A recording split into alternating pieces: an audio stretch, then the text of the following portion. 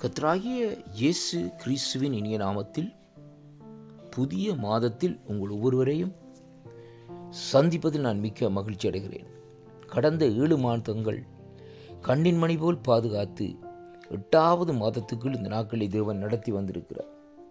7 என்று சொல்லப்படுகிற காரியம் ஒரு பரிபூர்ணத்தை இந்த நாட்களிலே குறிக்கிறது. அருமையான கர்த்தருடைய பிள்ளைகளே, அப்படியானால் நம்முடைய தேவன் நம்மையிலே வைத்திருக்கிற அந்த கிருபை நிமித்தம், நம்முடைய இரக்கங்களின் நிமித்தம், நம்முடைய அன்பின் நிமித்தம் நம்மை இந்த நாட்களிலே கண்ணின் மணி போல் பாதுகாத்து இந்த மாதத்துக்குள் நடத்தி வருகிற தேவனாய் இந்த நாட்களில் இருக்கிறார் என்பதை தான் இன்றைக்கு நாங்கள் பார்க்க வேண்டும். அருமை பிள்ளைகளே, எவ்வளவு நெருக்கங்கள், எவ்வளவு உபத்திரவங்கள், எவ்வளவு பிரச்சனைகள் மத்தியிலும் இந்த நாட்களை நாங்கள் கடந்த மாதங்கள் இந்த நாட்களை வாழ்ந்திருக்கலாம்.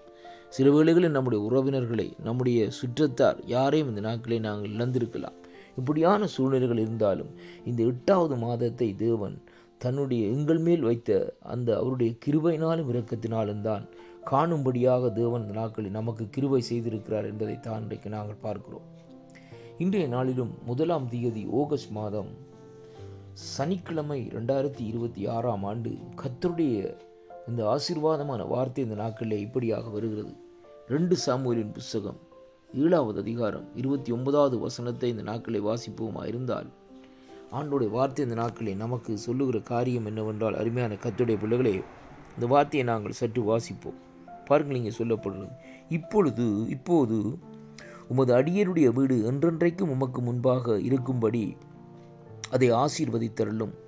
கர்த்தராகிய ஆண்டவராகிய தேவரீர் அதை சொன்னீர். உம்முடைய ஆசீர்வாதத்தினால் உம்முடைய அடியனுடைய வீடு என்றென்றைக்கும் ஆசீர்வதிக்கப்பட்டிருப்பதாக என்று இந்த இடத்திலே தேவனுடைய தாசனாகிய அந்த நாட்களிலே தாவீது ராஜா விண்ணப்பம் பண்ணுகிறதை பார்க்கிறோம். அருமை பிள்ளைகளே, இந்த நாட்களிலே நம்முடைய வீடு இந்த நாட்களிலே ஆசீர்வதிக்கப்பட வேண்டும் என்று தேவனிடத்திலே நாங்கள் அனுதினமும் கேட்க வேண்டும். அருமையான அன்பு பிள்ளைகளே, நாங்கள் இருக்கிற வீடு இந்த நாட்களிலே தேவன் நமக்கு இறங்கி இந்த பூமியிலே தந்திருக்கிற அந்த வீடு முதலாவது ஆசீர்வதிக்கப்பட வேண்டும். தேவனுக்கு பிரியமில்லாத காரியங்கள் வீட்டில், அந்த அசூசிகள் இந்த நாட்களில் இல்லாதபடி எல்லாவற்றையும் நாங்கள் வெளியேற்ற வேண்டும். அருமையான கர்த்தருடைய பிள்ளைகளே, தேவனுடைய பிரசன்னம் நம்முடைய வீட்டிலே எப்பொழுதும் இந்த நாட்களிலே நிறைந்திருக்க வேண்டும். அதன் பின்பாக பிள்ளைகள் ஆசீர்வதிக்கப்படுவார்கள், குடும்பங்கள் ஆசீர்வதிக்கப்படுவார்கள், நாங்கள் கையிட்டு செய்கிற காரியங்கள் இந்த நாட்களிலே ஆசீர்வதிக்கப்படும். இப்படியாக அந்த ஆசீர்வாதங்கள் எல்லாம் இந்த நாட்களிலே தொடர்ந்து இந்த நாட்களிலே வந்து கொண்டிருக்கும். அப்படியானால் முதலாவது நம்முடைய வீடு இந்த நாட்களிலே ஆசீர்வதிக்கப்பட வேண்டும் என்று தேவனிடத்திலே நாங்கள் விண்ணப்பம் பட வேண்டும். அருமையான அன்பு பிள்ளைகளே, இந்த சங்கீதக்காரனாகிய தாவீது ராஜா எப்படியாக அந்த ஆசீர்வாதத்தை சுதந்திரத்து கொண்டார் என்றால், அருமையான அன்பு பிள்ளைகளே, அவர் அந்தி சந்தி மத்தியான வேளையிலும் தேவனை தேடினார். அது மட்டுமல்ல, தேவனுடைய நாமத்தையும் மகத்துவத்தையும் சொல்லி இந்த நாட்களிலே துதித்து மகிமைப்படுத்தினார். அதனாலே தான் இந்த நாட்களிலே பாருங்கள், அவருடைய வீடு, அவர் கையிடுச்சிற காரியங்கள் எல்லாம் இந்த நாட்களிலே ஆசீர்வதிக்கப்பட்டதாக இந்த நாட்களிலே இருக்கிறதை அங்கே காணக்கூடியதாக இருக்கிறது. மேலே கர்த்தருடைய பிள்ளைகளே, அருமை பிள்ளைகளை பாருங்கள், ஆண்டவர் தாவீதை குறித்து சொல்லுகிறார், தாவீது என்னுடைய இருதயத்துக்கு உகந்த மனுஷனாக இந்த நாட்களில் இருக்கிறார். அப்படியானால் அவரை அபிஷேகம் பண்ணு என்று சொல்லி அங்கே அவர் தேவன் இந்த நாட்களில் தன்னுடைய தீர்க்கதரிசியாகிய இந்த நாட்களிலே பாருங்கள், தீர்க்கதரிசி இடத்திலே சொல்லுகிறதை பார்க்கிறோம். அருமையான அன்பு பிள்ளைகளே பாருங்கள், சாமுவேல் தீர்க்கதரிசி தாவீதை சந்திக்கிற வேளையிலே அங்கே ஆண்டவருடைய உள்ளம் மகிழ்ந்து களிகூறுகிறதை பார்க்கிறோம்.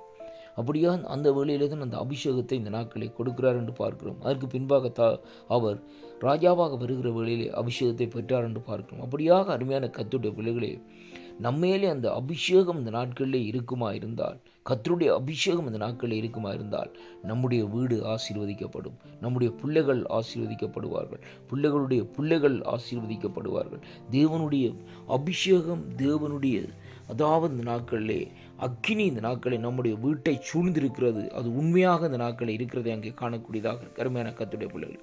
அதனாலே நாங்கள் கர்த்தரிடத்திலே கேட்போம், ஆண்டவரே, முதலாவது என்னுடைய வீட்டை ஆசீர்வதியும் ஐயா, அடியனுடைய வீட்டை இந்த நாட்களை நினைவு கூறும் ஐயா என்று இந்த நாட்களை நாங்கள் கேட்கிற வேளையிலே கர்த்தர் அந்த ஆசீர்வாதத்தை கொடுக்கிறது மட்டுமல்ல, அதற்கு பின்பாக அந்த நாட்களை தொடர்ந்தும் அநேக ஆசீர்வாதங்களை இந்த நாட்களிலே அங்கே தேவன் தர வல்லவராயிருக்கிறார். ஏனென்றால் அவர் ஆபிரகாமை ஆசீர்வதித்த தேவன், அதே ஜீவன் உள்ள தேவன், அதே கரம்தான் இன்றைக்கு நம்மையும் இந்த நாட்களிலே ஆசீர்வதிக்க போதுமாக இந்த நாட்கள் இருப்பதனால் அவரிடத்திலே அந்த ஆசீர்வாதத்தை நாங்கள் கேட்டு பெற்றுக்கொள்வோம்.